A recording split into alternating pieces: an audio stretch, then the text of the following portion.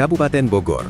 Sorotan keras tertuju kepada penilik pendidikan non-formal di Kabupaten Bogor, menyusul mencuatnya dugaan ketidaksesuaian kegiatan pembelajaran di PKBM Nurul Ihya, dengan laporan administrasi yang menjadi dasar pencairan dana bantuan operasional penyelenggaraan, atau BOP. Ketua Umum Dewan Pimpinan Pusat Lembaga Pemantau Independen Tindak Pidana Korupsi, atau LPI Tipikor Indonesia, secara tegas mempertanyakan peran dan fungsi pengawasan penilik yang dinilai tidak berjalan maksimal.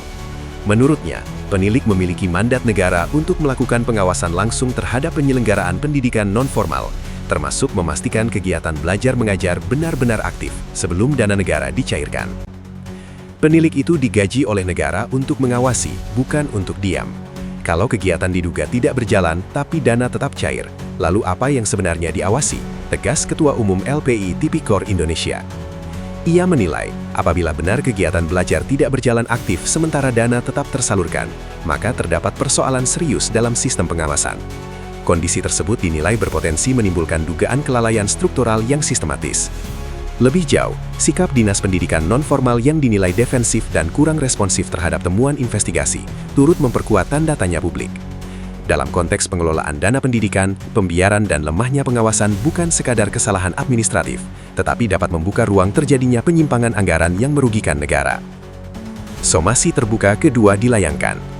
Sebagai bentuk keseriusan, Ketua Umum LPI Tipikor Indonesia secara resmi melayangkan somasi terbuka kedua, nomor 069/LPI Tipikor/III/2026, kepada pimpinan PKBM Nurul Ihya dengan NPSN P2960765 yang beralamat di Kecamatan Tenjolaya, Kabupaten Bogor, Jawa Barat. Somasi tersebut berisi tuntutan klarifikasi dan pembukaan dokumen penggunaan dana BOP tahun anggaran 2024-2025, menyusul dugaan ketidaktransparan serta indikasi ketidaksesuaian antara laporan administrasi dan fakta kegiatan di lapangan. Ketua Umum LPI Tipikor Indonesia menegaskan bahwa somasi ini bukan sekadar formalitas, melainkan peringatan keras terakhir sebelum persoalan dibawa ke ranah hukum. Ini bukan surat biasa, ini peringatan resmi. Jika tidak ada klarifikasi dan pembukaan dokumen, kami akan tempuh jalur hukum tanpa kompromi, ujarnya. Dugaan kegiatan belajar tidak aktif. Berdasarkan hasil investigasi tim bersama awak media dan keterangan sejumlah narasumber, kegiatan belajar mengajar di PKBM tersebut diduga sudah lama tidak berjalan aktif, meskipun secara administratif tetap tercatat menerima dana BOP. PKBM ini tercatat menyelenggarakan kurikulum paket C Merdeka dengan jadwal 6 hari dalam seminggu. Namun fakta di lapangan menunjukkan adanya dugaan ketidaksesuaian signifikan antara laporan resmi dan realitas kegiatan pembelajaran. Jika dugaan ini terbukti benar, maka muncul pertanyaan krusial, bagaimana dana dapat terus dicairkan apabila aktivitas pendidikan tidak berjalan sebagaimana mestinya? Tuntutan transparansi dan ancaman laporan hukum.